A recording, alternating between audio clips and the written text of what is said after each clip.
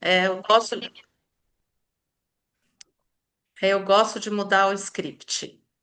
O Alan começou a gravar, né, Alan? Obrigada. Então, agora a gente vai começar a ouvir a Marina falando, mas eu queria só dizer que eu ia falar de algumas forças de caráter que eu vejo na Marina. Eu tenho enfim, já tivemos vários contatos e, e eu vejo muito a força, a virtude da coragem nas forças da integridade e da perseverança. E aí, agora vocês vão ouvir a história dela. E aí, quando vocês ouvirem, vocês vão ter as suas próprias percepções, né? E poder dar depois os love bags. Então, Marina, super obrigada. Comece a contar a sua história e acho que seria legal você contar um pouquinho do que a gente conversou faz pouco, né? De por que que você escolheu essa música. Acharia legal. Obrigada, Débora. Boa noite a todas e todos. É uma honra e um prazer estar aqui. Quero agradecer a Débora pelo convite. Vi que tem gente de vários lugares diferentes, Santos, Peruíbe, Campinas, Sorocaba, Floripa, então, Espírito Santo. Então, é legal ter essa chance de falar com gente de tantos lugares diferentes que se encontram nessa noite para me escutar. Agradeço muito a oportunidade mesmo e a escutativa. Desejo uma boa noite a todas e todos. Eu estava contando para Débora que eu escolhi essa música, primeiro porque não é uma música que me acompanha na minha vida, e em vários momentos ela trouxe significados diferentes para ela. Foi a música que eu dancei no meu casamento, e acho que a primeira coisa que me chamou para essa música foi exatamente essa escolha pela alegria, né? Sabendo que é a melhor coisa que tem, mas que é um lugar que você conquista, é um lugar que você constrói dentro de você. Essa abertura para estar feliz, para estar alegre e ter um pouco de apreciação, né? Essa apreciação, né, pela vida que essa música traz. Quando traz também essa questão da tristeza e o quanto que a tristeza faz parte dessa vida para construir beleza, ela me chama muito também. E foi me trazendo vários momentos. Mas a Débora reparou que eu mandei especificamente uma versão da Bethânia cantando, que é muito linda, e eu vou começar contando a minha história pelas mulheres aqui da minha vida. Porque essa música, na voz do Vinícius, tem uma parte que é um tanto bem machista, que fala que as mulheres têm que ser só poços de perdão e que cabe às mulheres. Ele fala uma parte bem machista, assim, de o Vinícius que era um cara muito mulherengo. E por um tempo ela me trouxe esse impacto da contradição. Eu sempre fui uma pessoa muito guiada pelo valor da integridade, assim, da coerência e até um pouco julgadora do meu redor, quem era coerente, quem era íntegro, quem não era. E essa música, quando eu me dou conta disso, me traz uma grande contradição, né? Uma grande contradição nela mesma e me incomoda, me traz um incômodo ali. E acho que também trouxe um pouco da beleza de continuar gostando dessa música, aprendendo a entender que contradição faz parte da experiência humana, e que somos contraditórios e teremos momentos contraditórios, e que ninguém é só uma coisa, e uma música não pode ser só uma coisa, ela pode ser boa e ruim, pode ter um momento que eu gosto, um momento que me incomoda, e que da contradição também surgem novas perguntas, novos caminhos. Então ela também traz esse questionamento que foi muito útil na política, né? Acho que entrando na política, as pessoas, eu não, meio perdi o direito de listar as pessoas por uma coisa só. Eu posso não concordar com essa pessoa em milhares de coisas, mas se eu concordo com ela nessa uma coisa, talvez a gente possa criar uma relação poderosa aqui para transformar a educação nas escolas, sendo que a gente discorda de tudo que tem a ver com segurança, com saúde, com corrupção, com forma de fazer política, mas a gente concorda, talvez, que a gente pode melhorar as classes de aula e a formação dos professores. Então, a gente tem uma poderosa conexão que pode transformar a vida de muita gente. Eu, também a música me trouxe bastante essa necessidade de lidar com o contraditório. Já falei bastante da música, continuo daqui, Débora. Sim, pode continuar de onde você quiser. Vai, fique tranquila. Combinado. Então, vou começar a contar um pouco a minha história. Eu fiquei pensando, tem muitas formas de contar a sua história, né? Você pode contar da forma linear, eu nasci aqui, eu cresci ali, eu tenho tal situação, pode contar a forma a partir dos setênios, que é uma forma que a antroposofia atravessa a minha vida e me formatou a pensar pelos setênios. mas eu pensei em decidir contar a minha história a partir das mulheres da minha vida, pelo menos como introdução dessa conversa, porque acho que elas têm uma força e uma beleza, começando pelas minhas avós. Então, eu venho de uma família que as mulheres sempre foram muito fortes e muito importantes na conjuntura familiar. Então, pelo lado paterno, a minha avó Clarice era baiana, de Salvador, que se conecta com a música e me apresentou todos os sambas, me apresentou todos eles. E ela era baiana de Salvador e ela era de uma família bem simples de Salvador, uma família que era bem dividida em Salvador e também perdeu bastante dinheiro e tinha muitos irmãos, era uma família simples. E daí ela vem para São Paulo para virar rima de família, trabalhando como datilógrafa. E daí ela começa a trabalhar como servidora pública e ela banca a família toda em Salvador, os 7 irmãos, 11 irmãos que ela tinha. E nesse processo aqui ela conhece meu avô, que vem de uma família libanesa. A mãe dele tinha vindo direto da Síria e do Líbano e da Síria, então também essa questão árabe é uma questão bem forte na minha origem.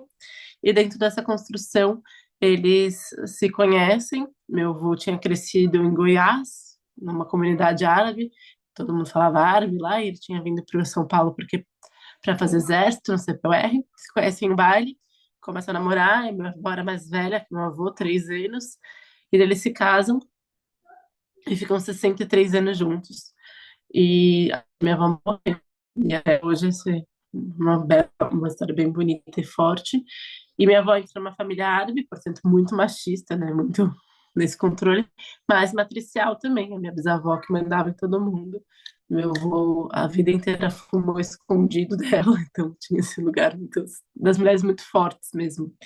E minha avó, assim, cresceu nesse lugar, e daí uma parte bem importante para mim é que daí minha avó vai trabalhando e ela presta um concurso público na Assembleia Legislativa do Estado de São Paulo e vai trabalhar na Lesp, e trabalha a vida inteira na Assembleia, na Lesp, como servidora pública, como uma das datilógrafas, até se aposentar e vai criar só os filhos, porque na época se aposentava super cedo, e ficou a vida inteira com a aposentadoria, e até o final da vida minha avó ia na Lesp uma vez a cada 6 meses lá assinar um documento. Então, foi um lugar que se conecta com a minha história. Aí, pelo outro lado, a minha avó Rita também, ela perdeu a mãe muito cedo, foi criada pelo pai numa fazenda, que se casa de novo, e daí tem essa outra mulher que cresce com eles, todos bem italianos, do interior de São Paulo, e vem para São Paulo porque também morava numa fazenda, num sítio muito pobre, estavam precisando de muito, e ela vem para São Paulo, começa a morar numa casa de mulheres e começa a dar aula de caligrafia e vira rimo de família também. Minhas duas avós eram rimos das famílias delas. E a minha avó também começa a fazer datilografia, vira secretária, começa a trabalhar. Casa com meu avô também tira ela do trabalho, leva ela pro litoral. Então, minha mãe nasce no litoral de São Paulo, trazendo uma conexão muito grande minha com o mar. Eu chamo Marina por conta disso, minha mãe chamava Marília, então tinha esse lugar muito forte. E minha avó, que tem os 4 filhos, sempre muito dura. Meu avô vira alcoólatra, perde todo o dinheiro da família no jogo, e daí minha avó volta a se ver precisando trabalhar de novo, eles vão morar de, é, de favor.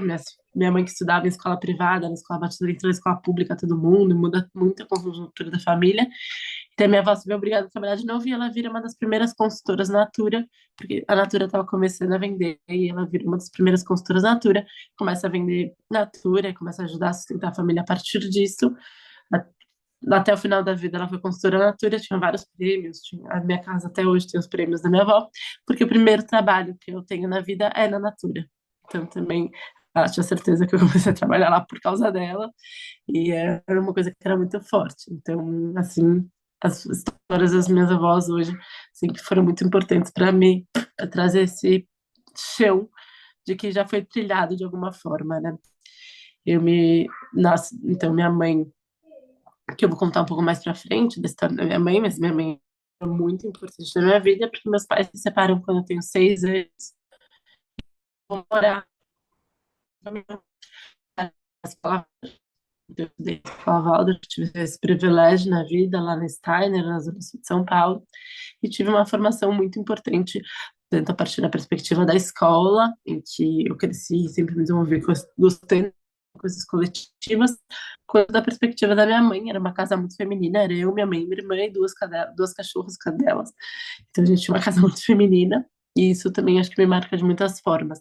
Mas tinha uma boa relação com meu pai, que tenho até hoje, e trazer uma outra sensação de responsabilidade. E minha mãe cresceu, eu cresci com a minha mãe falando que a gente tinha que ser autônoma, que a gente tinha que ser independente, que a gente tinha que ter coragem. Então acho que isso passa por aí também. E daí eu tô na escola lá, sempre gostei de pensar o coletivo, fui dar aula na Caritas, quando eu era no primeiro ano do colegial, fiquei 2 anos dando aula de artes, criamos um curso de aula de artes, depois criei o Grêmio da escola, fui presidente do Grêmio, eu sempre pensei essas coisas coletivas, mas quando eu fui prestar vestibular, eu não tinha a menor ideia do que eu queria fazer. Não tinha mais pálida ideia. Eu sabia que eu queria pensar coisas coletivas, mas que carreira é essa? E eu prestei logo 5 coisas diferentes, 5 vestibulares diferentes, foi bem confuso. Mas eu passei na sessão pública, que tinha público, na GV, e falei, tá bom, quero ser presidente de ONG, vou trabalhar no terceiro setor, vou trabalhar numa ONG incrível e vai ser muito legal. Fui fazer a faculdade, e lá eu descobri a importância e o impacto do terceiro, do primeiro, do governo, né? Que as outras coisas são muito mais rápidas, o governo é muito difícil, muito custoso para transformar qualquer coisa, mas qualquer coisa boa que você transforma no governo, você consegue mexer o ponteiro, você já impacta milhares e milhares e milhões de pessoas. Isso foi muito incrível para mim. Mas nenhuma vez eu pensei na política como caminho. E hoje eu tenho muita clareza que me faltavam referências. Não tinham mulheres jovens que não eram de família de políticos na política. Não tinha essas pessoas. Acho que a primeira referência que eu tive foi a Manuela Dávila, do Rio Grande do Sul, que era jovem, que amamentando numa sessão, e eu achei aquilo incrível.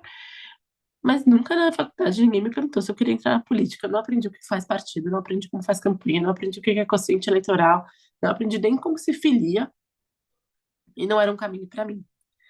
Mas daí eu tive uma grande transformação na vida, desses momentos que marcam a vida. Eu acho que isso é muito, né, importante ver esses momentos que marcam a vida. Que eu fui numa viagem, que a faculdade estava fazendo uma formação nova, que era a formação integral para sustentabilidade, com teoria U, o Otto Scharmer, que é esse teórico de formas de aprendizagem, veio para o Brasil, estava envolvido, a gente conheceu ele, mentorou o curso, tinha autoconhecimento, tinha projeto de si, tinha desenvolvimento, era uma coisa muito profunda, muito diferente do que a gente era acostumada. E a gente foi, e a gente tinha que dar um parecer para o Itaú e para o Santander se Belo Monte era um bom projeto ou não, se eles deveriam investir em Belo Monte ou não. E era o ano que saiu a licença de Belo Monte, e foi muito transformador. A gente foi para a Amazônia, a gente foi para Altamira, depois a gente foi para Santo Antônio Geral, que eram outras hidrelétricas que já estavam sendo construídas. E lá eu tive muita certeza de que todo mundo que está vivo hoje, da pessoa mais idosa, a pessoa mais jovem, todo mundo que está vivo, tem um desafio comum, que é pensar um novo modelo de desenvolvimento, que dê conta das nossas profundas desigualdades, da persistente pobreza que ainda existe no mundo e, ao mesmo tempo, preserve o meio ambiente, a natureza e as condições de vida no planeta como uma construção desse novo modelo. E, ao mesmo tempo, eu vi o impacto que a política tinha na vida das pessoas. Era o ano de 2010, era a eleição da Dilma, a Marina tinha saído do governo por conta da briga em relação a Belo Monte, as construtoras estavam bombando e mandando no país, e eu falei que a gente precisava de uma política diferente. E eu conheci a Marina Silva. Eu conheci ela, né? Ela era aquela figura distante maravilhosa. E daí eu comecei a falar, e eu era uma menina, né, que tava lá, e eu comecei a é, participar da campanha dela. Tinha um treco na época que chamava Casas de Marina, pus lá uma plaquinha na minha casa e me engajei nas eleições. Uma coisa bem incipiente, não entendia nada de política, mas achava que estava super participando e foi muito transformador na minha vida. E ao mesmo tempo eu precisava decidir o que fazer da vida, estava trabalhando numa startup pequena de sistemas de coleta de lixo que vendia para prefeituras. Então também tive uma experiência bem concreta de uma política bem corrupta, bem real. E daí eu decidi que eu queria ter outra experiência mais ampla de trabalho e tinha o trainee da Natura. Eu prestei o trainee, entrei na Natura e fui trabalhar na Natura, tendo essa conexão com a minha avó. Então, o cheiro, quando eu chego na empresa, o cheiro da empresa era o cheiro da casa da minha avó. Eu separava os produtos da casa da minha avó para lá vender. Então, foi um momento bem especial para mim e eu amei trabalhar lá. Eu amei, uma empresa incrível. Eu fiquei 8 anos sendo promovida a cada 2, crescendo rápido, tendo uma uma experiência, uma incrível, uma jornada de trabalhar em sustentabilidade, trabalhar em projetos, aprender a trabalhar, né? Aprender a fazer projetos, aprender a se dedicar, entender o que é desenvolvimento humano, o que é criar a área de inclusão de pessoas com deficiência, que foi incrível. Fizemos a primeira inclusão de autista produtivo no Brasil, em área produtiva em fábrica. Depois eu criei a área de diversidade, fui trabalhar com mulheres em cargos de liderança, com inclusão racial. Depois eu, putz, fui crescendo, daí eu fui trabalhar com desenvolvimento de pessoas, no RH, no marketing. Foi incrível e eu amei trabalhar lá. Já estava numa posição até de gerência quando 2013 veio, né? E veio as grandes manifestações e eu comecei a participar daquilo, me envolvi naquelas manifestações, achei muito importante. E eu falava, não é possível. E eu via, eu conheci muita gente legal, comecei a participar de uns grupos ativistas e todo mundo só falava mal de político, só falava mal da política. E ele falava, gente, mas não é possível, a política é essa ferramenta social, tecnológica mais incrível, né, que a humanidade já desenvolveu. Aristóteles falava que a política é esse encontro das diferenças que são legítimas. É legítimo a gente pensar diferente numa sociedade. Somos diversos, somos diferentes. E é na política que a gente deveria encontrar para construir soluções comuns para melhorar a vida de todos. E se a gente joga fora a política, a gente joga fora tudo isso. E daí eu comecei a me incomodar muito com aquilo. E daí o Guilherme Leal, que tinha sido vice da Marina, era fundador da Natura. Minha avó tinha uma foto com ele na sala de casa. Foi um dia conversar com os trainees e levou um papelzinho da RAPS, que era a Rede de Ação Política para a Sustentabilidade. Então, acho que eu gosto de contar isso porque eu conto que grupos de encontro têm poder de transformação na vida das pessoas, como esse, a RAPS que eu participei, que era uma rede de ação para pessoas que queriam entrar na política, jovens que não tinham experiência nenhuma. E eu falei, nossa, eu vou prestar esse treco aqui. Eu prestei para ser jovem RAPS, que um dia quer poder ter alguma coisa na política. Eu passei, comecei aí, era 2015 para 2016. Mas eu virei o ano decidida que eu ia trabalhar numa campanha. Porque antes eu nem conhecia ninguém que já tivesse sido candidato. Eu nem conhecia ninguém que já tivesse feito campanha, não sabia nada, não conhecia ninguém de nenhum partido. E daí eu falei, vou trabalhar numa campanha, quero saber como faz esse treco aí. Só que eu queria trabalhar numa campanha que fosse de mulher, que fosse jovem e que falasse de sustentabilidade, porque eram as coisas que, né, me diziam respeito naquele momento. Eu não achei ninguém, não tinha uma campanha de mulher jovem que falava de sustentabilidade em 2016 para vereador em São Paulo. E daí uma amiga minha falou: você, ó, mulher jovem, fala de sustentabilidade, tô gostando de política. Vai você, então. Eu falei: eu. Mas eu não entendo nada de política, nem sei fazer campanha. Como é que você, eu? Ela falou, a gente também não sabe, mas daí a gente vai lá e faz com você. E daí eu juntei um monte de amiga numa sala, peguei um monte de post-it, até hoje eu fosse, grudamos tudo nas paredes e falamos: vamos ser candidata. E daí eu fui ser candidata em 2015, em 2016. Comecei sem saber nada. Mas isso é uma coisa boa, assim, que eu também gosto de contar para os jovens hoje, quando eu conto minha história, porque às vezes a gente espera a gente saber tudo, a gente ter o controle total da situação para viver a situação. Mas a vivência e a experiência é que cria as possibilidades da nossa vida desenrolar e acontecer. Você não precisa ter o controle de tudo, você precisa viver e ter a coragem de viver as coisas para que elas aconteçam. Então, eu conto que se eu soubesse o que eu sei hoje, ou seja, como funciona a partida, como funciona o quociente eleitoral, como funciona voto, quanto custa voto, como funciona para ser eleita, eu jamais teria sido candidata. Porque era óbvio, óbvio, era assim, para ter uma noção, um partido, porque era a minha primeira eleição e a primeira eleição da rede, então eu não sabia o que estava fazendo e ninguém no partido sabia. E para vocês terem uma noção, para um partido, para fazer uma cadeira, soma o voto de todo mundo, e se chegar ao número de votos necessários para uma cadeira, elege uma pessoa e o mais votado senta do partido. O partido podia ter 85 candidatos, a gente tinha 16. Não tinha a menor possibilidade de eu ser eleita. Só que eu não sabia disso. Então eu tinha muita certeza que eu vou ser eleita. Estou fazendo isso daqui, estou me dedicando 100%, mergulhei de cabeça, eu vou ser eleita. Não fui eleita. Era impossível mesmo. Mas a gente foi muito bem votada. A gente teve mais votos do que 3 pessoas que foram de fato eleitas, e isso abriu a possibilidade de a gente pensar na política como caminho.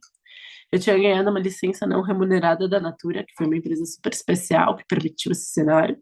Voltei a trabalhar na Natura, engravidei, estava de licença maternidade, fui promovida durante a minha licença maternidade, e quando eu volto de licença, a gente está falando de junho de 2018, com um bebê de 7 meses, o partido bate na minha casa e fala: olha, você tem que ser candidata a deputado estadual.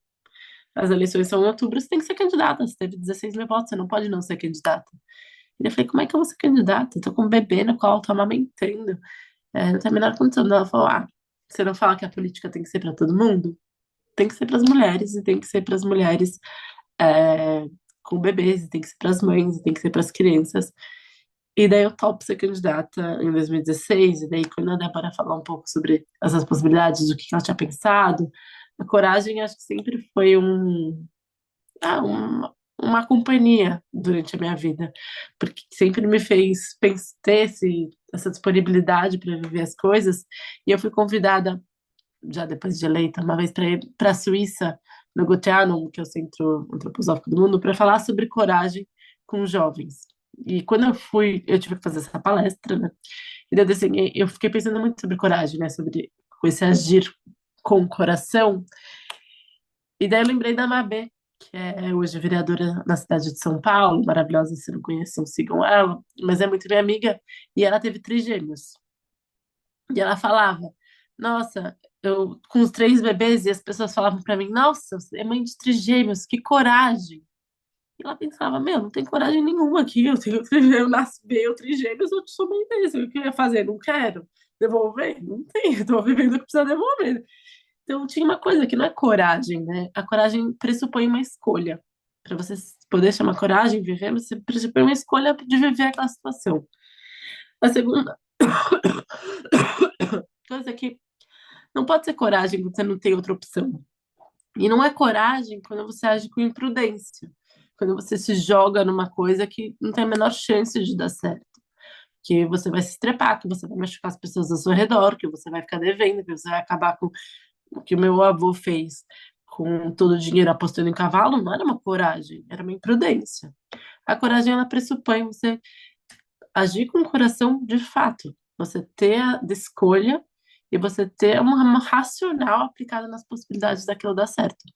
E daí eu decidi ser candidata, então, em 2018, a partir dessa coragem, mas olhando que era possível que a Natura me deu outra licença não remunerada, eu poderia voltar se desse errado, meu filho era pequeno, mas eu poderia levar ele para os lugares, e tinha um desafio muito grande, mas tinha um racional de que podia dar certo.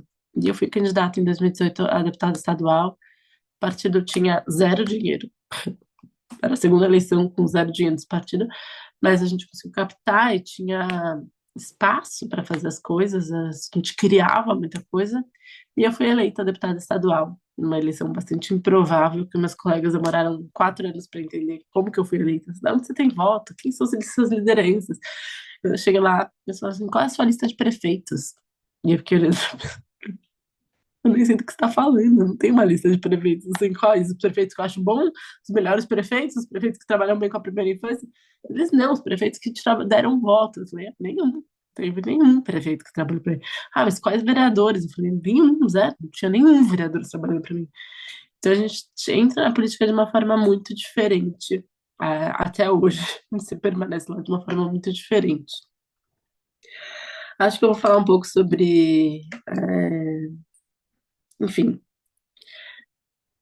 como eu fui construindo a minha vida, daí a partir daí eu entro na política com a pauta da primeira infância, porque eu já estudava na faculdade qual é a melhor forma de quebrar o ciclo da pobreza, de combater as desigualdades sociais, e o investimento na primeira infância é crucial hoje. Ter filhos na primeira infância é um indutor de pobreza e um preditor de futuro, e a gente investir na primeira infância, nos primeiros 7 anos da vida da criança, criar as condições para ela aprender mais, para ela se desenvolver mais, para ela ser mais feliz, para ela ser mais íntegra, para ela ter melhores relações afetuosas na vida inteira. Eu trabalhava com sustentabilidade, meio ambiente, óbvio. Daí conheci a Marina Silva, daí já não era mais que assistente, mas até hoje eu convivo até que bastante com ela. Toda vez que eu tô do lado dela, eu penso, nossa, eu não tenho nem roupa para estar aqui. Eu fico maravilhada até hoje ao lado dela, conheço uma mulher incrível, iluminada, profunda, é uma professora, uma mulher que eu admiro muito, mas trabalhava com meio ambiente e sustentabilidade, e fui trabalhar com segurança pública, defesa da vida das mulheres e defesa da vida das crianças e dos adolescentes, que era um tema estadual. Mas daí eu sou eleita em 2018, Bolsonaro eleito no Brasil, o Dória eleito no estado de São Paulo, uma confusão, uma polarização gigantesca, um, um convite para a política ser um espaço de embate, não ser mais um espaço de construção.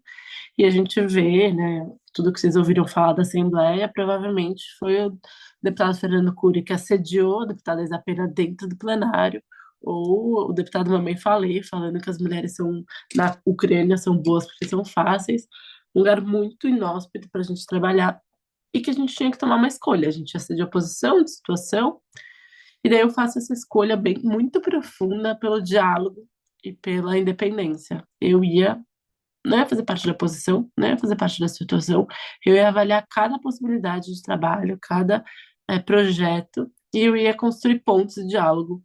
Eu ia fazer essa conexão porque eu queria estar lá para mudar a vida de máximo de pessoas possíveis. Eu vejo valor em oposição pela oposição, eu vejo valor em quem está junto com o governo sempre, mas não era a minha escolha, não era porque eu queria estar lá. Eu queria estar lá para impactar o máximo de número de pessoas possíveis. E no começo foi bem difícil, porque a oposição falava, ah, nada da situação, ela conversa com Dória, ela senta com o secretário. E a oposição não me chamava para ser união, e a situação não me chamava para ser união, eles me davam palavra comigo.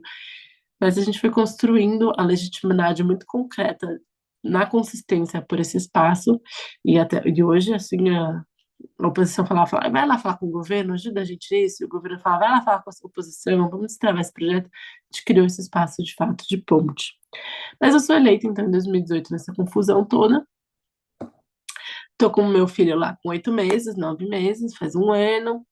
Começa o mandato em março. Tá com ele 3 meses. No primeiro mês de mandato eu engravido. O meu filho tinha um ano e 4 meses, eu engravido. E eu demoro 2 meses para perceber que eu tô grávida. Porque eu tava trabalhando loucamente, intensamente, é, totalmente dedicada ao trabalho e ao Martim. Eram as únicas duas coisas da minha vida. E daí eu tô em Fortaleza, indo ver um trabalho de educação, fazendo, participando de um grande referência. Daí eu vou com uma mulher que trabalha comigo e que vai o caminho inteiro falando de gravidez, de gravidez, de gravidez. E durante o caminho inteiro eu só queria dormir no banheiro, queria dormir no banheiro. E daí quando a gente chega lá, a pessoa que me abre a porta, né, em Sobral, na escola, tá mega grávida. E daí aquilo me dá um negócio, eu falo, meu Deus, qual foi a última vez que eu fiquei menstruada?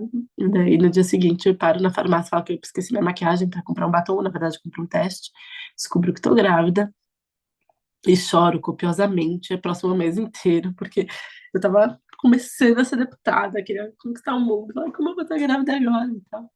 E ao mesmo tempo, hoje é a melhor coisa da minha vida. Meus dois filhos, então eu tenho também do Martim, que tem 7 anos, e da Lara com 5, a diferença é perfeita, eles são muito amigos e completou muito a minha vida. Mas aí chega nessa outra mulher, que é a Lara, me trouxe de novo qual é a minha prioridade, qual é o âncora da minha vida, que é a minha família, ainda que eu ame meu trabalho, ainda que eu ame as mudanças que a gente pode ter, o que me define é ser mãe deles, é ser mulher do Felipe, é esse lugar da família, que daí volta um pouco para minha mãe, que sempre trouxe pra gente muito essa estímulo para ser independente, para ter autonomia, para sermos mulheres fortes, mas sempre na prática construiu a relação comigo e com minha irmã como o lugar mais sagrado da nossa vida. Então, acho que eu tive esses dois lados muito fortes.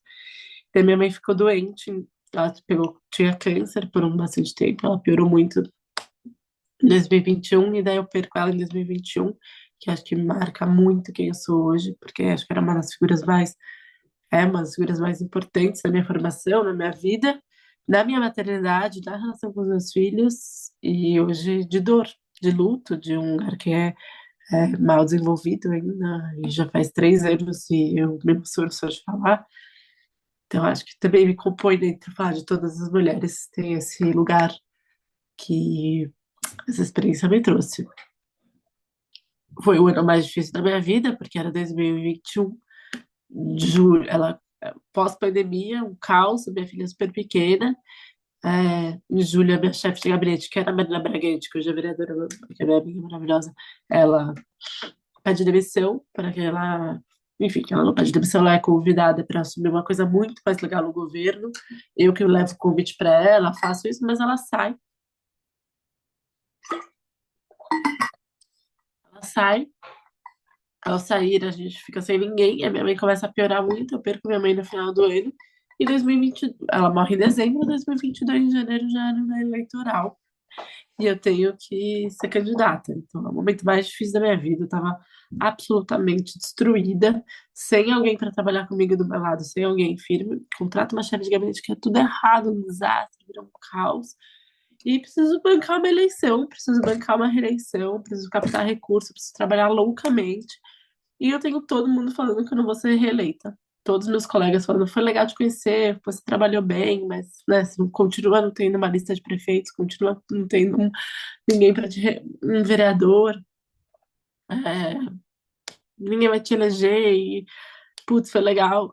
Pessoas muito próximas falando, vai ser muito difícil a reeleição, tentando me preparar para não ser reeleita.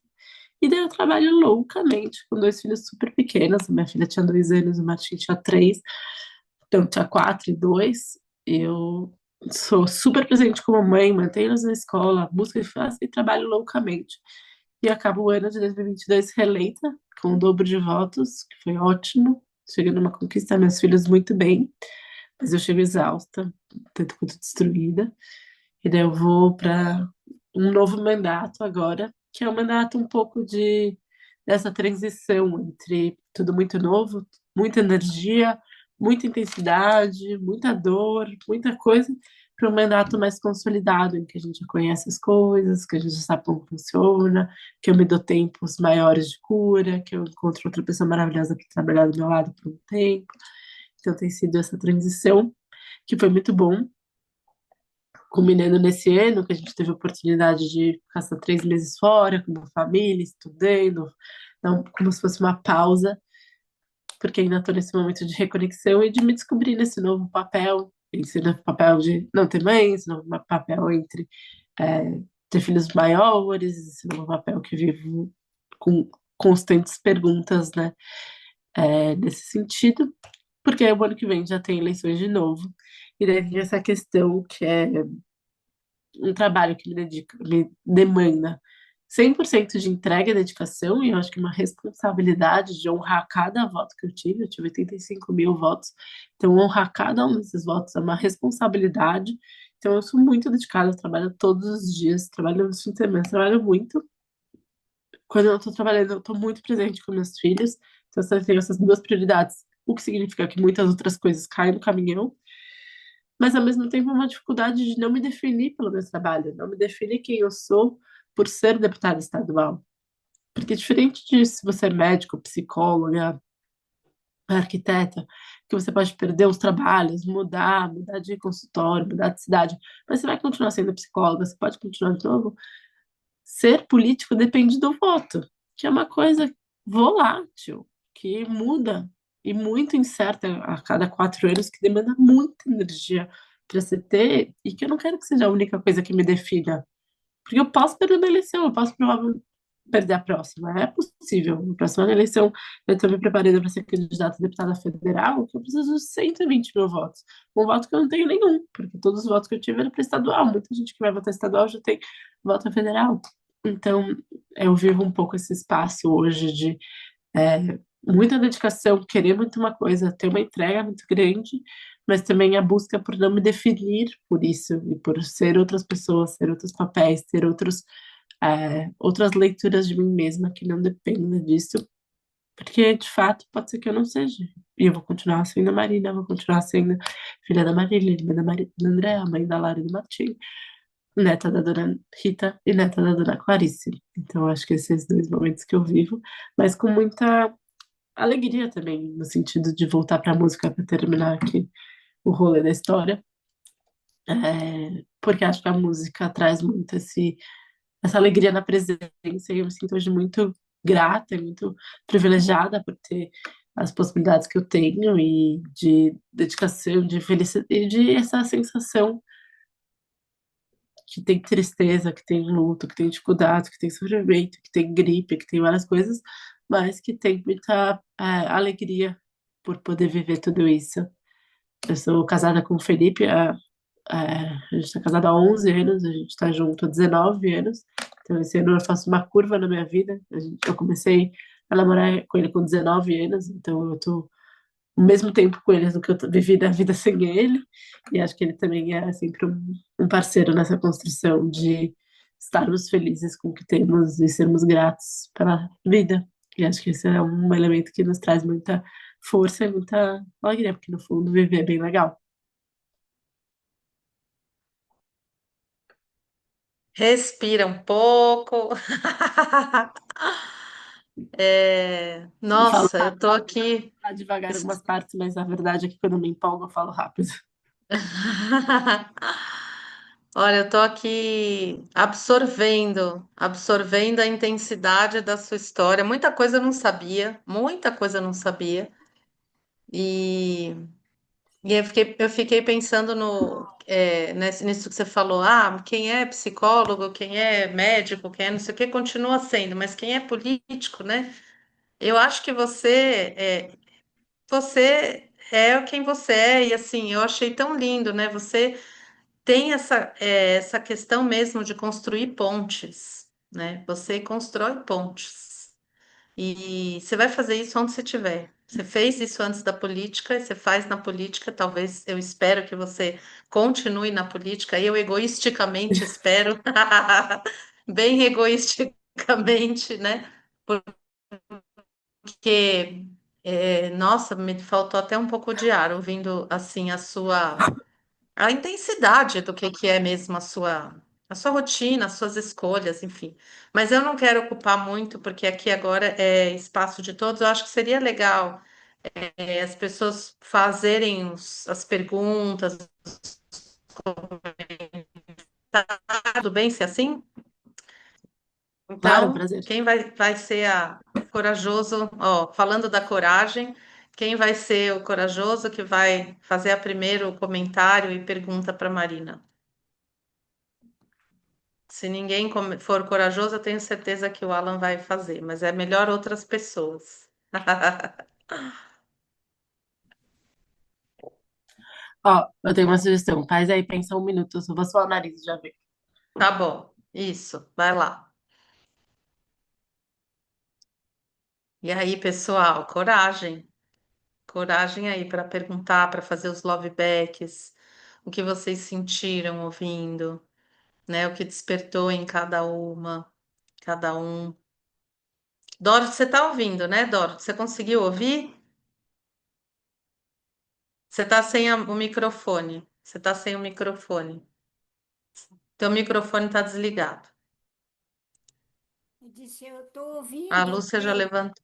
mas eu tenho uma dificuldade com a fala rápida dela, Sim, entendeu? tudo bem. Tá Estou bom. sentindo essa Mas deu para dificuldade. você ouvir. Tá bom. É. Beleza, obrigada. Quem sabe você pode também fazer o seu love back se você quiser. Bia, Lu, que anotou um monte de coisa que eu vi você anotando. Vamos lá. A Penny já levantou a mão. Quem quiser já levanta a mãozinha, a gente já fica mais fácil de organizar. Vamos lá. Então, primeira, Lúcia, pode abrir seu microfone. Isso. Oi, Marina. Me chama a atenção porque eu poderia dizer que eu sou o inverso seu, né? Eu entrei na política num certo momento da minha vida. Daí era para teria que ser candidata a vereador, porque tinha que ter mulher, porque nunca tem, né, o número ideal de mulheres. Só que era para também para ajudar uma outra pessoa. Então eu pedi às pessoas que não votassem em mim, que seria uma traição. Então eu tive um voto, alguém me traiu. Não fui eu, não votei em mim. E eu fiquei ouvindo você falar, né? Porque eu acho que isso não é a gente que decide, né? Quando a gente entra ou não para a política. É como se algumas pessoas, né, tivessem que dar essa contribuição. Eu acabei dando contribuição não como vereadora, não segui por esse caminho, mas dentro do movimento social, né? Eu sou dentista e eu atuava na área da saúde. E a gente sai, né? Eu não sei se é uma pergunta para você, mas a gente sai e a gente entra dessas coisas, né? Porque elas são muito envolventes e durante um tempo eu tinha essa vida aí que você descreveu, né?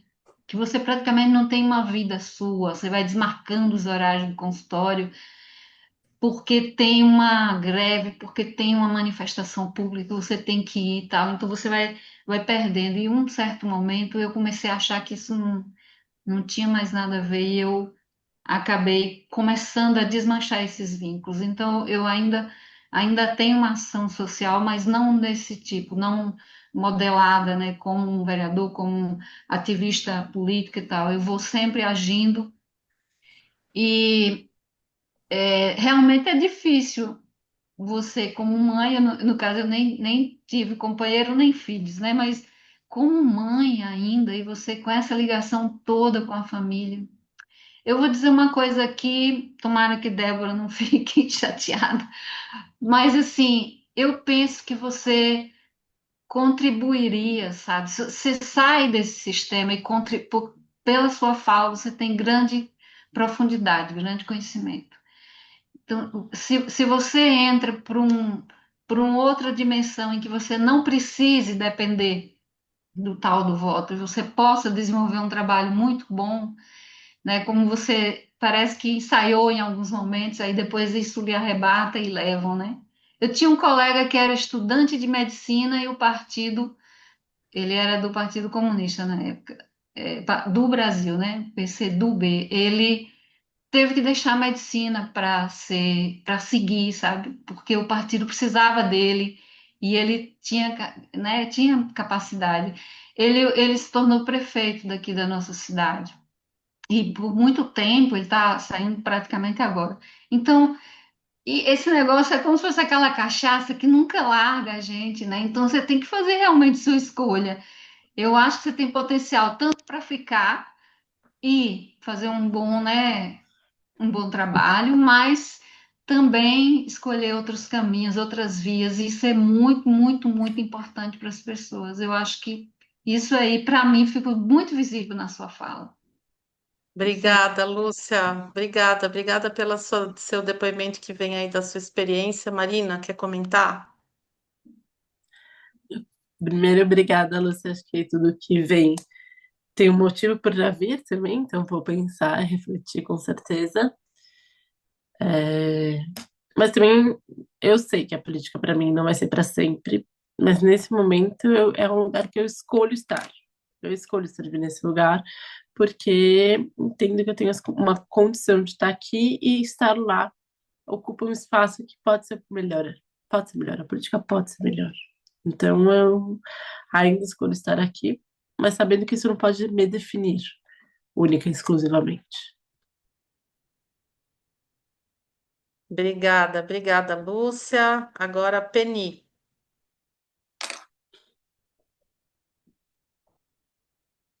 Oi, boa noite a todos e todas. É, adorei a fala da Maria, adorando conhecê-la. E como ela está ligada, vem daí. Dentro de uma ideia, de um novo modelo de sociedade, uma sociedade sustentável, a gente tem o aspecto da política como uma cidadania politicamente atuante, né? O que ela leva ao pé da letra, fazendo da própria carreira aí esse momento na política. E a minha pergunta é, ela, Marina, você convive com a política em grande parte tradicional, né, brasileira. Apesar está trazendo esse respiro. Como que você faz para reabastecer a sua coragem, para nutrir a sua fé de que a política pode ser diferente, convivendo diariamente com a política tradicional brasileira? Obrigada pela pergunta. Outro dia eu recebi no meu mandato uma jovem, bem dessa geração, assim, que está entrando no trabalho agora, que veio me passar o dia comigo, um dia com a deputada, ver como que era. E daí foi um dia super corrido, então teve colégio de líderes, reunião com o Suplicy para falar de renda básica, reunião com o prefeito de Cunha para falar sobre saneamento básico, reunião pedido de emenda do vereador não sei onde, reunião de equipe, reunião de relacionamento, foi mil coisas, plenário, de tudo um pouco. E daí no final do dia ela tava assim, nossa, mas como você cuida da sua saúde mental? E daí eu olhei pra ela e falei assim, realmente, eu uma coisa difícil pra mim, eu tenho trabalhado, eu fiz terapia pro luto e tal. Não, mas aqui do trabalho, eu falei, não, as coisas que me pegam, né, de saúde mental são outras, aqui é trabalho, trabalhar a gente trabalha, vai tocando. E eu acho que eu tenho isso bem dividido, assim, eu não sofro, eu aceito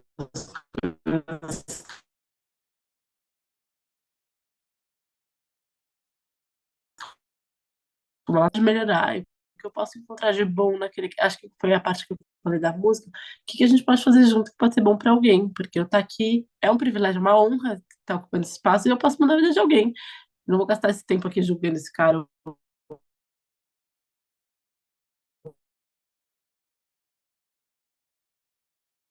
coisa que ele vai fazer contra pra vocês, que é isso, se precisar fazer.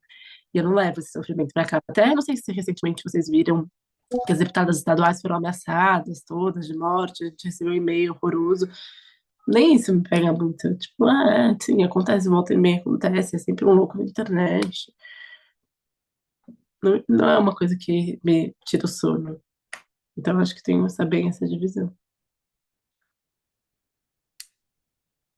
Obrigada, Marina. Você vê como existem muitas maneiras de reagir, né, a situações desafiadoras, né? Quando a gente fica muito indignado e é isso, eu acho que a Marina tem uma autorregulação muito boa que é sua, sabe? Você tem uma capacidade autorregulatória de lidar com as emoções, me parece. Porque, né, e isso te ajuda também a poder estar com. Eu achei tão bonito que você falou no começo, que você pode não concordar com uma pessoa em quase tudo, mas de repente tem algo que vocês conseguem ver igual, vamos dizer, não sei se igual, mas assim, vocês conseguem compor, né, por algo que as duas pessoas querem. E aí você vai nesse algo. Então você está olhando muito mais as pontes, que você fala isso, né? Que você constrói pontes, mas você está olhando as pontes, as possibilidades de conexão, mais do que as possibilidades de desconexão. E quando a gente olha mais a desconexão, a gente perde muita energia. E quando a gente olha a conexão, de novo, voltam as emoções, né, que são emoções boas, que é esperança, né, amor, gratidão e muitas outras, né, serenidade, são emoções que ajudam a construir. Então, ouvindo a sua pergunta, Penny, conhecendo um pouquinho você, né? Acho que tem uma boa dica aí, né? Olhar mais as conexões do que as desconexões, porque isso dá mais potência de ação, não tira a energia. E a Marina faz isso de uma forma natural, o que é maravilhoso, né? Tá bom? Então vamos lá, que temos muitas mãozinhas aqui. A joia, obrigada. Lu, obrigada. Primeiro eu quero agradecer, porque de fato eu acho que a gente vive um período de muita desesperança em muitas situações, né, referentes à política, e isso gera um certo afastamento. E aí eu fiquei muito feliz de te ouvir, sabe? Porque é como se eu tivesse a esperança verde da Marina vinda na sua fala.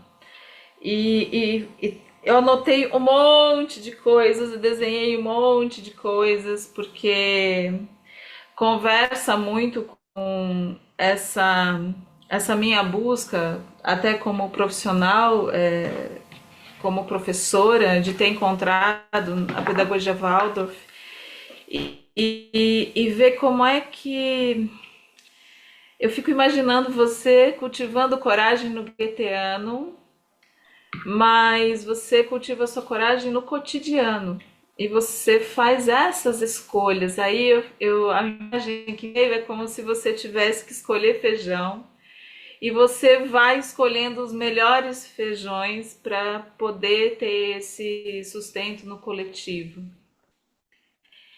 Essa questão da primeira infância, ela é incrível e eu te agradeço imensamente por isso fazer parte do seu compromisso.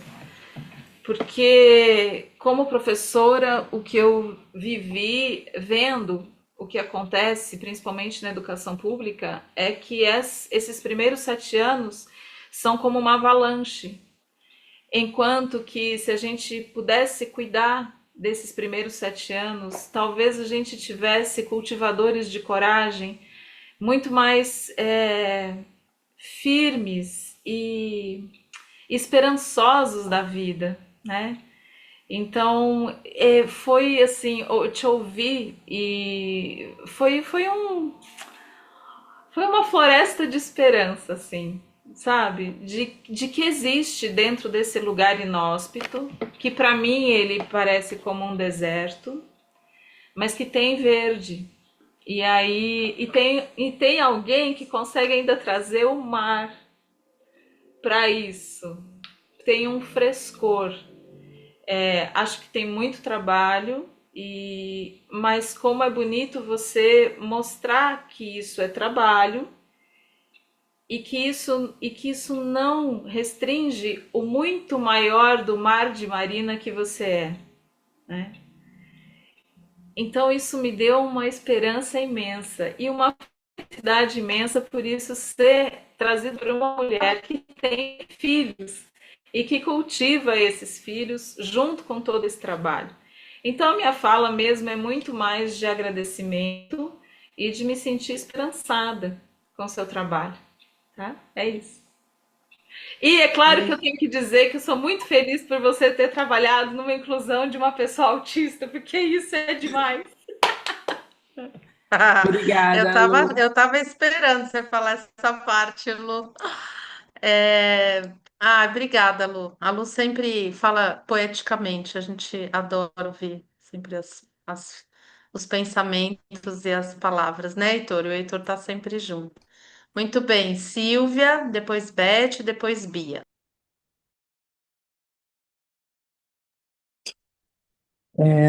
Bom, obrigada pelo convite. Delícia te ouvir, Marina. Gostei quando você falou que você está nisso porque o ponteiro demora para mexer, mas quando mexe faz muita diferença. E esse ponteiro está sendo mexido por uma pessoa que tem a tua história.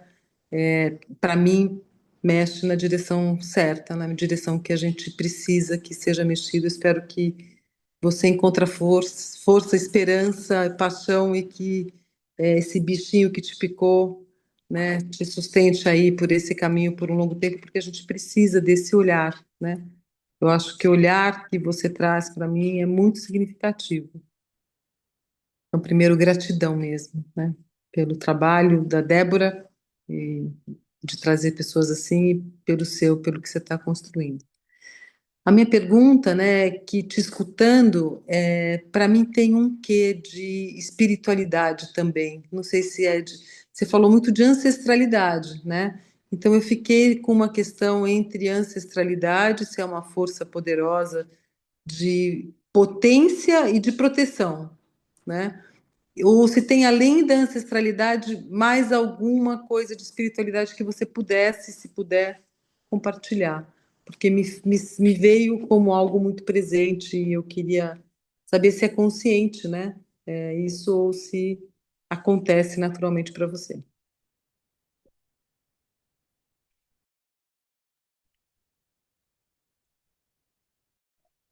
Falo. Bom, acho que eu vou só voltar a agradecer a Lu pelas palavras e pela dedicação. Eu ia dar um oi pro Heitor também. Não tá mais aí, mas é um prazer poder compartilhar com vocês. Obrigada pelo Mar de Marina, achei legal, achei bonito isso. Se eu vou contar uma história para você sobre celular, da história para falar sobre as diferenças na política, mas eu vou deixar isso para a próxima pergunta, porque acho que a questão que a Silvia trouxe é uma questão que é uma pergunta muito forte hoje em mim. Eu nunca fui super espiritualizada, mas eu tinha uma sensação de uma conexão bem maior. Ia na comunidade de cristãos, depois fui, sou católica, fiz, como chama aquele negócio? Fiz catequese, fiz primeira comunhão, depois fui dentro, na adolescência na comunidade de cristãos, depois fui virar um pouco mais mística na adolescência, fiz yoga, meditação, curso de respiração, fui fazer aqueles retiros sem falar, fiquei 9 anos vegetariana, sempre tive alguma forma de conexão profunda. E daí eu acho que esses anos que foram bem difíceis para mim, depois que minha mãe perdeu, me senti muito desconectada espiritualmente. Eu não conseguia ver verdade em nada, não conseguia me sentir conectada. E isso tinha um tanto de uma dor para mim também, que sempre gostei da espiritualidade. E acho que esse ano eu tô com essa pergunta, me até cadastrei nos mailings de umas igrejas que eu fui recebendo, porque eu queria ir, mas eu não vou, assim, ainda tô com a pergunta, ainda não tenho um caminho, mas eu sei que isso é um lugar para minha vida que eu quero, que ainda não tá bem colocado, não tá resolvido, não tá redondo, não tá tranquilo, tá muito em aberto. E até acho que é importante, até no meu papel de mãe, eu acho a espiritualidade super importante. Eu sei que a escola já traz um ambiente devocional muito lindo para a alma deles, e a escola é o lugar que mais me conecta hoje, mas ainda é uma pergunta. Que bom, né, ter perguntas e que bom, Sil, obrigada pela sua pergunta. Às vezes tem umas perguntas que são uns chacoalhos, né, e eles vêm de uma forma boa para poder pensar, né? Tá bem no seu momento de pensar isso que você falou. Lembrando, né, que espiritualidade, ela é ampla, né? Ela é ampla. Às vezes a gente demora para escolher o nosso caminho da espiritualidade, mas adorei sua pergunta, Sil. Obrigada. Obrigada, Maria. Seus filhos estão aí para dar um beijinho? Pode trazer ele, pode dar beijinho. Ó, a turminha aí. Martim, oi, Martim. Ai, mãe do pai Oi. merece. Dá oi, Oi, boa Olá. noite. Azaba. não é Zaba, mas parece que é boa noite. Ah, parece. 1, 2, 3, 4, 5, 6, 7. Tá contando. Quantos tem? Fala para ele que é 27.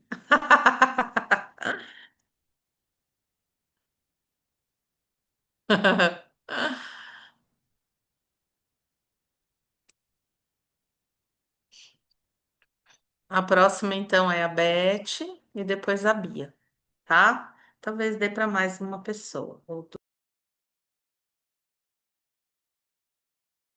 Cadê você? Ah, achei a Beth. Pode abrir seu microfone. Ah, não, ainda não. Deixa dar o beijo de boa noite.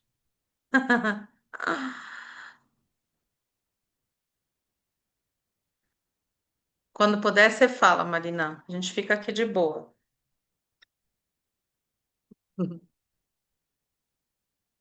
Ah, olha, chegou ela também, a Lara, né? Linda. A Lara tem idade da minha neta, da Maia. Tchau, Lara. Boa noite. Durma bem. Hum, Vamos lá. Hoje tinha até a sobrinha aqui também, então foi logo Ah, 3. é? Eu já tô todos. Então, tudo bem? Seguimos? Sim. Sim. Primeiro é a Beth, depois é a Bia. Vamos lá, Beth. Oi, eu não tenho pergunta, eu só queria falar que todas as eleições que você participou, eu votei em você. Então Muito obrigada, igualmente. eu voto Ai, na que bom. Marina. Obrigada. E fiquei feliz hoje de saber que eu fiz uma boa escolha depois que eu escutar você falar. Obrigada, viu? Era só isso. Que honra, muito obrigada pela Obrigada, Beth. confiança. A Beth é um dos 85 mil votos, então, ó, tá vendo? Adoro. Vamos lá. Obrigada, E eu Thaís. também sou. Eu e o Alan também, sempre, né, Alan? Bia, Olá, gente. Ra- Olá, Marina. Estão me ouvindo? Tá. Sim, estamos ouvindo. Ah, cadê a Marina? Oi, Marina, muito prazer em conhecê-la. E eu fiquei muito emocionada no seu relato quando você cita as mulheres da sua família, né? Porque a minha área de trabalho é com os idosos, né? Na área de gerontologia.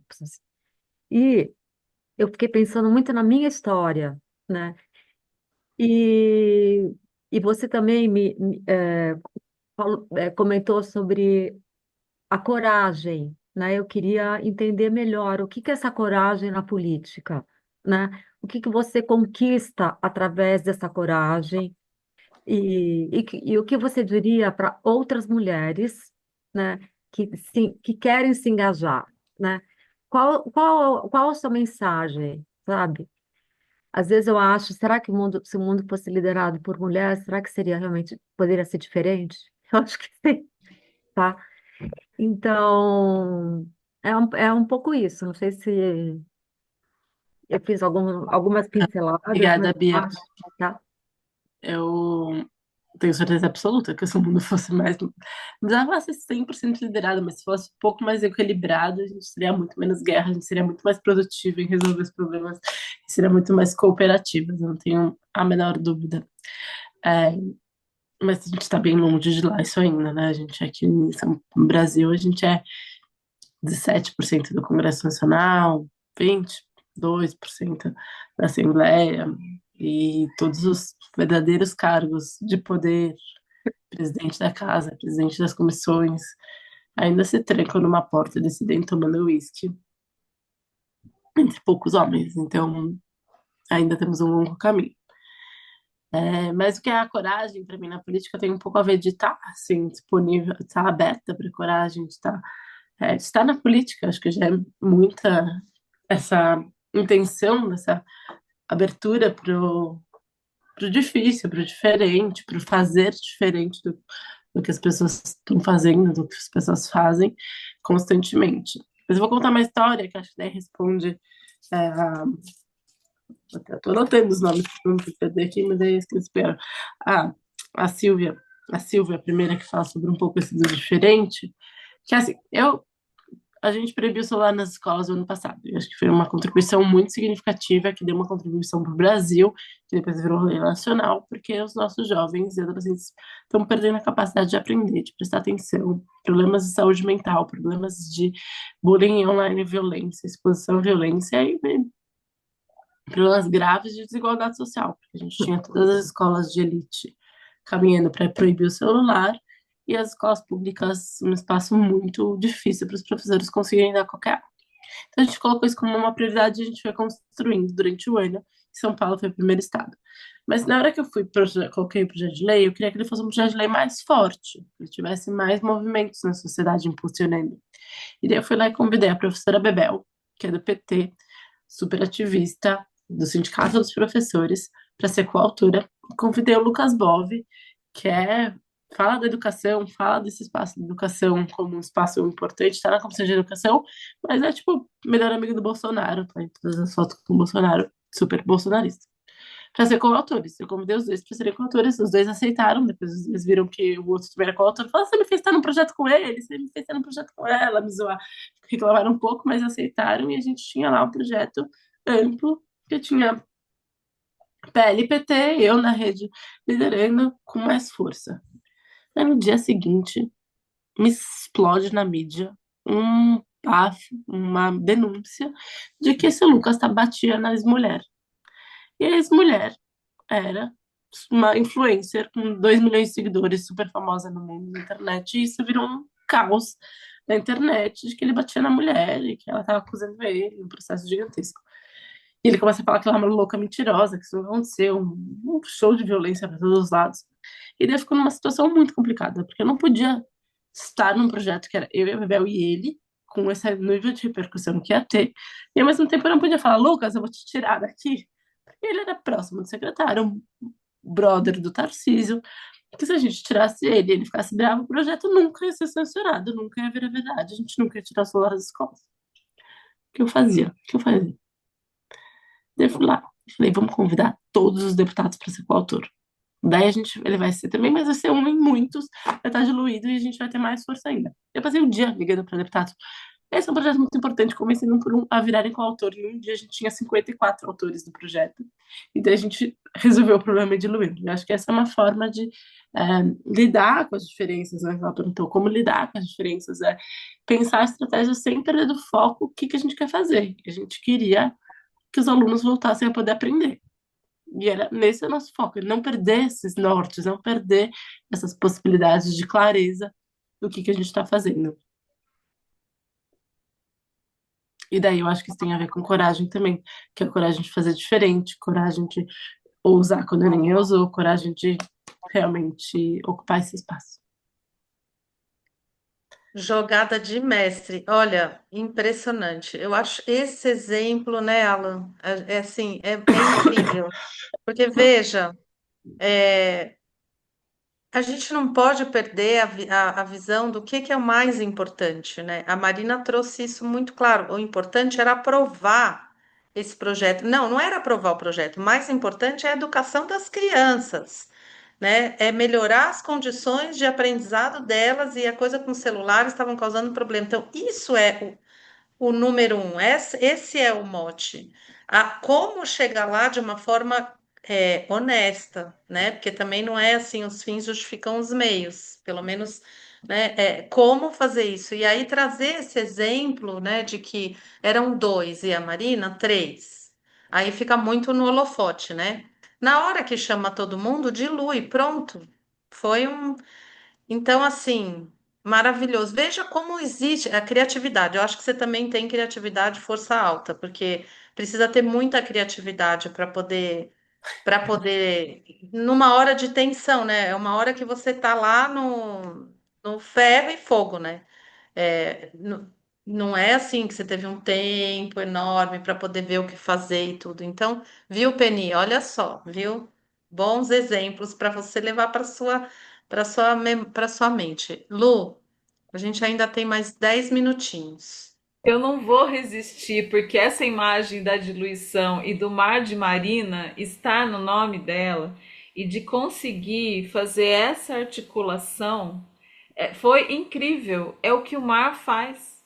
É o que o mar faz. Então, é perceber essas capacidades coletivas que estão na ampliação e não na retenção, digamos assim, né? E o quanto isso para o nosso cotidiano é importante, porque se a gente estabelecer rótulos e filtros, a gente vai ficar cada vez mais enrijecido, sem movimento. Eu queria. Desculpe, fala, Marina. Né? Não. Eu queria fazer uma pergunta que eu.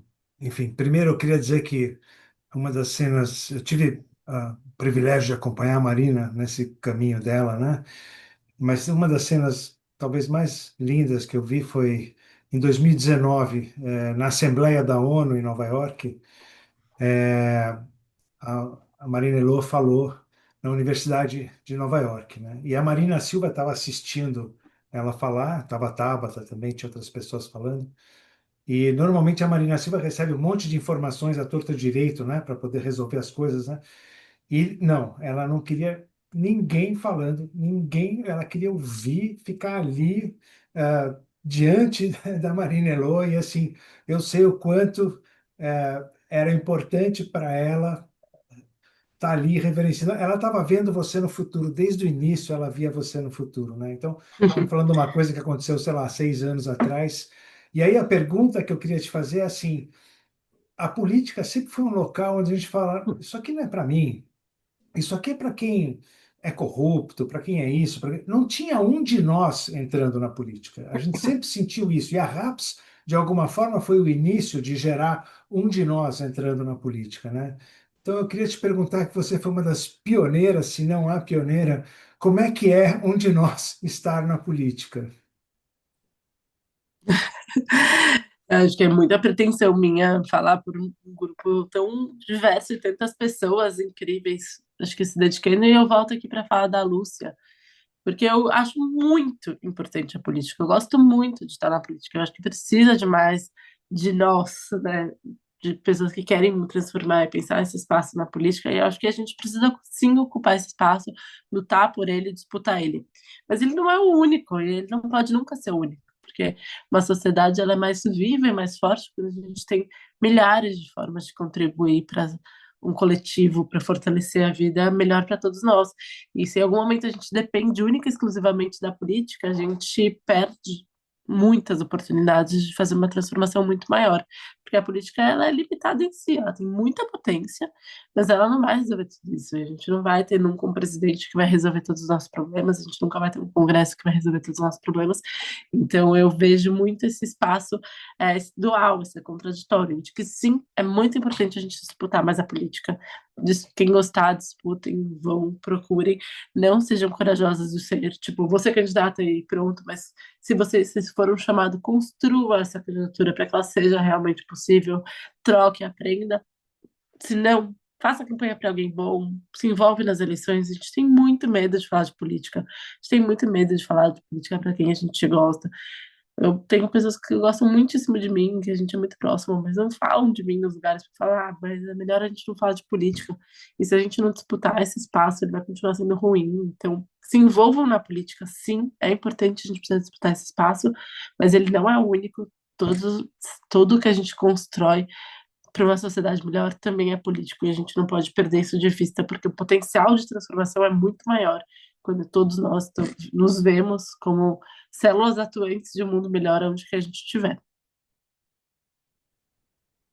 Que lindo. Acho que é uma linda maneira de finalizar, né, o nosso encontro, porque nesse ponto eu realmente me emociono, porque eu gosto muito do coletivo, eu tenho uma paixão pelo coletivo, né?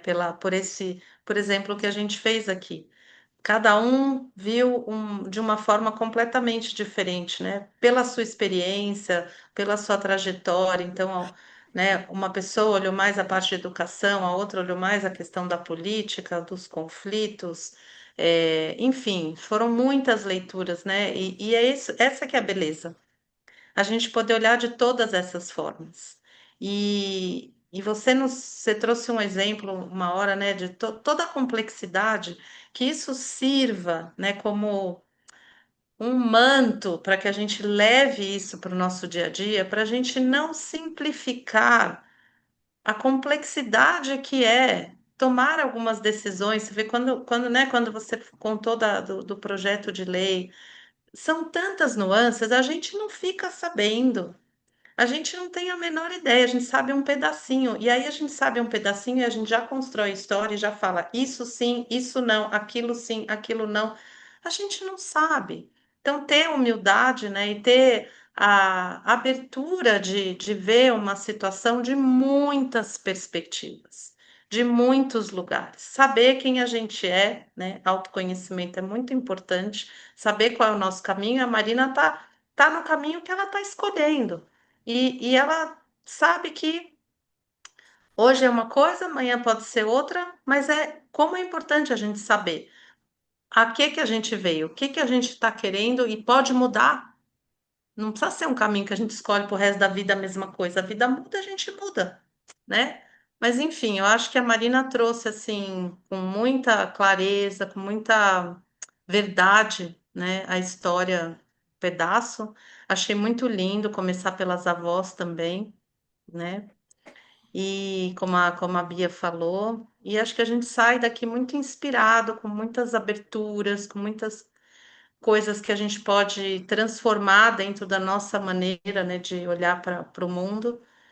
E eu espero que tenha sido uma ótima experiência para você também, Marina, e que te agradeço muito por estar aqui nesse domingo, final de feriado, com duas crianças e marido em casa. Foi um prazer, foi ótimo. Eu passei o dia com as crianças, então tá tudo bem também, né? Uma boa noite. Está aí com três hoje aqui, minha sobrinha tá aqui também. Mas é sempre gostoso ter outras possibilidades para a gente olhar para nossa própria história. Acho que tem uma beleza nisso, com uma escuta tão atenta. Então agradeço mesmo o tempo de cada uma e cada um de vocês e o convite.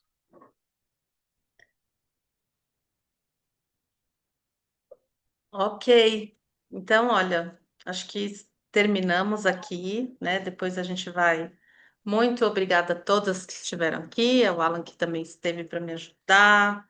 E, e você, Marina, também fez um convite, né? Uma provocação para nós aqui. E eu acho que é bem importante a gente ouvir. Eu estou vendo a cara da Gi aqui, viu, Gi? A Gi, que é a nossa caçula do grupo, mas que eu amo tanto, que foi minha aluna com 12 anos e hoje já é uma moça que estuda artes visuais na Unicamp, né? E olha só que oportunidade, né? Para você poder levar isso. Então, que bom. Que bom que você estava aqui assistindo também. Muito bem, queridos. Beijos para todos. Bom Beijos. final de domingo para todos e nos vemos.